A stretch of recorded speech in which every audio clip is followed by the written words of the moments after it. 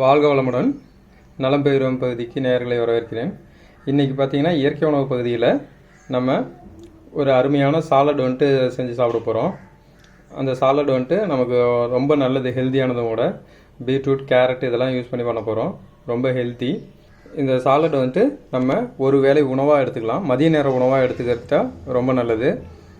இந்த சாலட் தான் இன்றைக்கி பண்ண போகிறோம். இதில் பார்த்திங்கன்னா நம்ம என்னென்ன மிக்ஸ் பண்ணியிருக்கோம், எப்படி செய்கிறதுன்னு பார்க்கலாம் வாங்க. இந்த சாலட் கூட வந்துட்டு பொரிக்கடலை வந்துட்டு சேர்த்து சாப்பிட போகிறோம். இது வந்துட்டு பொரிக்கடலையும் வந்துட்டு ஒரு செமி குக்குடு மாதிரி தான்.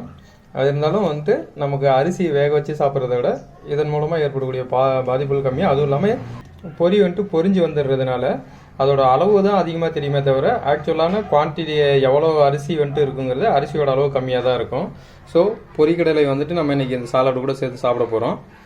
இந்த சாலட்டை நீங்களும் வீட்டில் செஞ்சுங்க, குழந்தைங்களுக்கும் கொடுங்க. இது ரொம்ப ஆரோக்கியமானது. இந்த சாலட் செய்முறை உங்களுக்கு பிடிச்சிருந்ததுன்னா லைக் பண்ணுங்கள், ஷேர் பண்ணுங்கள்.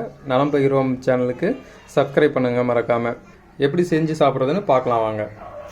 இப்போது இந்த சாலட் செய்கிறதுக்கு தேவையான பொருட்கள் என்னென்னு பார்க்கலாம்.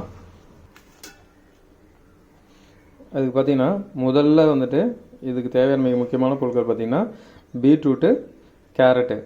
பார்த்திங்கன்னா பீட்ரூட், கேரட் வந்துட்டு துருவி எடுத்துருக்கு. சம அளவில் வந்துட்டு இருக்கணும், ரெண்டு அளவும் வந்துட்டு கேரட் அளவுக்கு பீட்ரூட் ரெண்டும் சமமாக இருக்கணும். இது துருவி எடுத்துருக்கிறது பார்த்திங்கன்னா நம்ம துருவுறதில் வந்துட்டு மீடியம் சைஸ் இதில் வந்துட்டு துருவி எடுத்துக்கணும். ரொம்ப சன்னமாகவும் இல்லாமல் ரொம்ப திக்காகவும் இல்லாமல் நல்லா துருவி எடுத்துக்கணும். இப்போ பார்த்திங்கன்னா நம்ம இந்த துருவுறதில் பார்த்திங்கன்னா இது மாதிரி பெரிய சைஸ் இருக்கும், அடுத்து மீடியம் சைஸ் இருக்கும், அடுத்து இந்த மாதிரி சின்ன சைஸ் துருவுறது இருக்கும். இதில் வந்துட்டு மீடியம் சைஸ் இதில் வந்துட்டு துருவி எடுக்கணும். ஏன்னா பெருசில் எடுத்து துருவி எடுத்தோம்னா நம்ம கலக்கும் போது அதில் காரம், உப்பு இதெல்லாம் வந்து சரியாக அந்த கேரட் பீட்ரூட்டில் வந்துட்டு மிக்ஸ் ஆகாது. சின்ன சைஸ் இதில் துருவி எடுத்தோம்னா ரொம்பவும் வந்துட்டு ஒரு மாதிரி ரொம்ப கொலன்னு ஆகிடும்.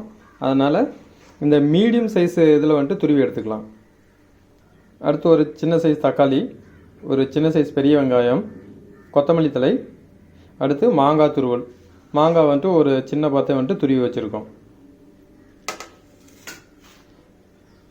அப்புறம் கொஞ்சம் வேர்க்கடலை வந்துட்டு வறுத்து தோல் நீக்கி வச்சுருக்கோம்.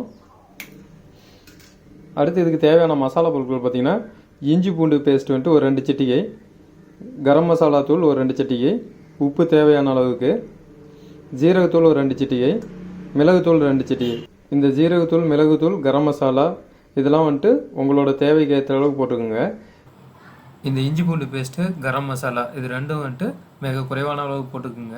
இது வந்துட்டு அதிகமாக இருக்கக்கூடாது, டேஸ்ட்டு கொஞ்சம் மாறிடும். அதை மட்டும் நீங்கள் அளவு கவனமாக பார்த்துங்க. குறைவாக இருந்தாலும் அதிகமாக வேண்டாம். இப்போ ஒரு பாத்திரத்தை வந்துட்டு எடுத்துக்கலாம். இதில் வந்துட்டு இந்த பீட்ரூட், கேரட் துருவல் வந்துட்டு சேர்த்துக்கலாம். பீட்ரூட், கேரட் துருவல், மாங்காய் துருவல் இது மூணையும் வந்துட்டு பாத்திரத்தில் சேர்த்துக்கலாம். சும்மா லைட்டாக மிக்ஸ் பண்ணி விட்டுக்குங்க. இந்த இதில் வந்துட்டு இப்போ எடுத்து வச்சுருக்கிற இந்த மசாலா பொருட்கள் எல்லாத்தையுமே சேர்த்துடலாம். நான் உப்பு வந்துட்டு தேவையான அளவுக்கு எடுத்து வச்சுருக்கேன், நீங்கள் உங்கள் சுவைக்கு ஏற்ப சேர்த்துக்குங்க.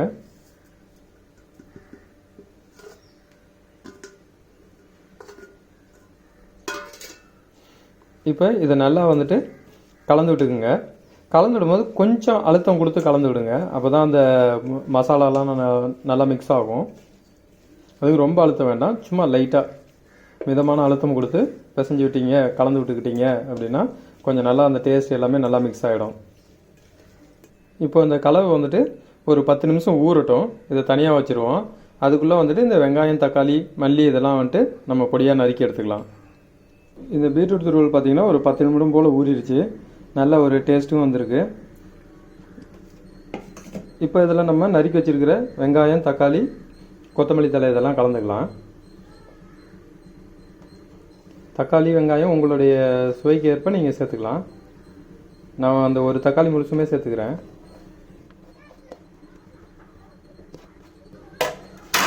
நல்லா மிக்ஸ் பண்ணி விட்டுக்குங்க. நல்லா மிக்ஸ் பண்ணியாச்சு. இப்போ இதில் கடைசியாக வந்துட்டு பார்த்திங்கன்னா நம்ம வேர்க்கடலை வந்துட்டு சேர்த்துக்கலாம். இந்த வேர்க்கடலை வந்துட்டு நல்ல ஒரு மொறுமொறுப்பு தன்மை கொடுக்கும். ரொம்ப சூப்பராக இருக்கும் இந்த வேர்க்கடலை மிக்சர் இது சாப்பிடும்போது. நம்ம வீட்டிலே தான் எல்லாம் செய்கிறோம், நமக்காக செய்கிறோங்க. இப்போ நம்மளுடைய கைகளை பயன்படுத்தியே நம்ம செய்யலாம். அப்போ தான் உணவுக்கும் நமக்குமான ஒரு பந்தம் வந்துட்டு உருவாகும். இப்போ நம்மளுடைய சாலட் வந்துட்டு தயாராகிடுச்சு. நம்ம இது கூட வந்துட்டு பொரிக்கடலையை வந்துட்டு சேர்த்து சாப்பிடலாம். இந்த சாலட் செய்முறை உங்களுக்கு பிடிச்சிருந்ததுன்னா லைக் பண்ணுங்கள், ஷேர் பண்ணுங்கள், நலம் பகிர்வோம் சேனலுக்கு சப்ஸ்கிரைப் பண்ணுங்கள் மறக்காமல். நன்றி.